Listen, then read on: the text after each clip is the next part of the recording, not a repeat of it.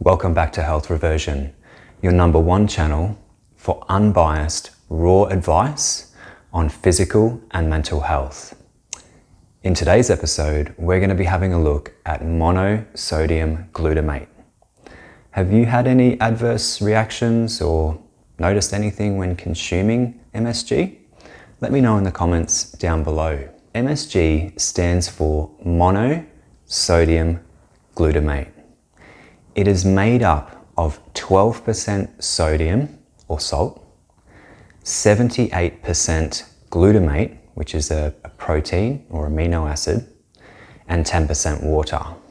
The glutamate is a protein and it's non-essential, which means it can be manufactured by the body. And it's actually derived through a fermentation process using L-glutamic acid. Now you already have L-glutamic acid within your body. It's contained in your muscles, your body actually produces it.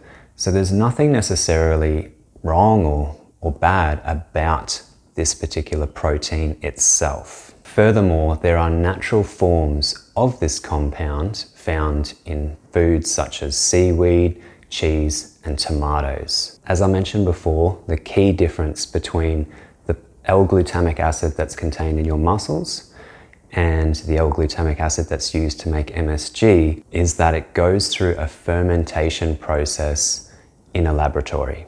What causes so much controversy is that the natural form of MSG is actually not dissimilar to the artificial form that's created in a laboratory.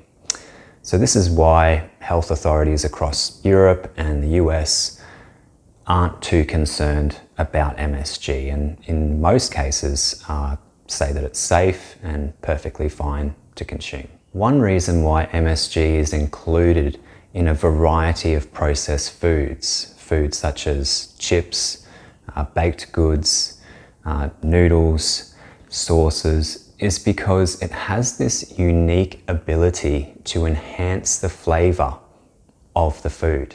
We're probably familiar with the four common tastes, which are sweet, sour, bitter, and salty. But there is actually a fifth taste. It's called umami, and it's got a Japanese origin. It was discovered in the 1920s, and it's got this savory, sort of meaty flavor about it. In other words, it gives your taste buds the impression that you're actually receiving meat proteins when you're not. It's actually tricking your taste buds. Gotta love the food industry. As mentioned already, there is naturally occurring monosodium glutamate in a range of foods. However, given the benefits, and when I talk about benefits, I mean the enhancement to taste, the desire for more that it gives you, because your taste buds just really like this particular flavor. It's anyone's guess as to which restaurants, which cafes, which food manufacturers add MSG. There's some controversy and some loopholes around the labeling, and because it's considered safe, it's really anyone's guess as to how much MSG is being added to, as I say, takeaway food, restaurant food, and the processed food. There's not any way to gauge that. And I have full faith that there are good, honest restaurant and cafe proprietors out there that do the right thing, and if they say that there's no MSG added, there isn't anything in the food. But really, it's anyone's guess. What we do know for sure, and what is certain, is that MSG is deceptive. It is deceptive. It gives the taste buds the impression that it's receiving something nutritious. It's also known as an excitatory substance. So as soon as it hits your taste buds, it sends chemical messages to the brain and says, you've got to eat more of this. Whatever this is, the body needs more. We want to load up on it. And hence why often some of these takeaway foods, some of these processed foods just taste so good and you almost can't get enough of them. It could be related to the amount of MSG contained in these foods. But as always, we are all individuals. So for some people, they might be able to have a whole range of processed foods and some Chinese takeaway and all kinds of things, not knowing if they're getting MSG or not getting MSG and what levels they're receiving, and be perfectly fine. No symptoms, sleep like a rock that night, all good. And if you're one of those people, wonderful. I'm a bit jealous, to be honest. However, for some individuals with sensitive systems or who are under some pressure and stress, something like this excitatory substance, this savory, I want more, it can be quite overwhelming for the body, and it can actually result in several symptoms. Those symptoms being lightheadedness, swelling in the outer extremities, such as the hands and the feet, as well as headaches, general irritability, and sleep disturbances. So ultimately, what is the suggestion here today? The suggestion is to do this experiment yourself.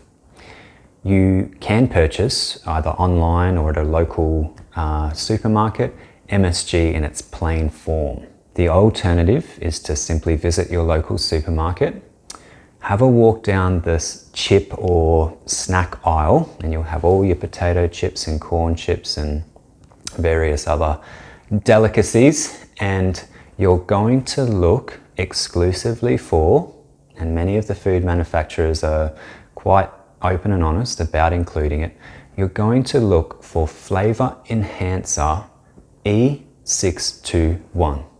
Flavor enhancer E621.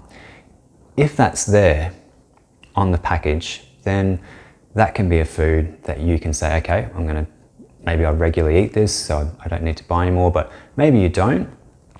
Grab that product of an evening, consume that product, and just notice, how do you feel during the consumption of that product?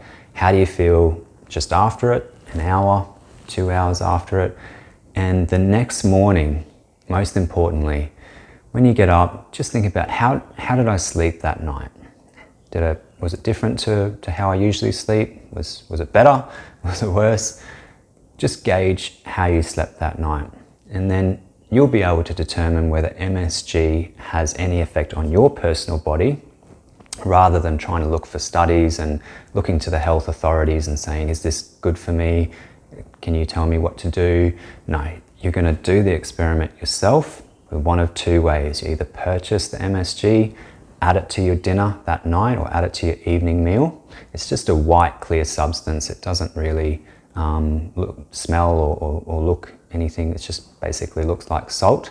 So you can add that to your food, or again, go to the local supermarket, look specifically for flavor enhancer E621 in the product ingredients. You should be able to find it. But if you can't, and you want to look for some other like sneaky names for MSG, these include yeast extract, maltodextrin, smoke flavor, for example, anything hydrolyzed, like hydrolyzed soy protein, can even be found in soy protein isolate, and some of the natural flavors as well. So we'll pull the ripcord there. If you got something out of this video, please give it a thumbs up. If you didn't get anything out of this video, give it a thumbs down. In the meantime, I ask that you keep well, and I look forward to seeing you in the next video.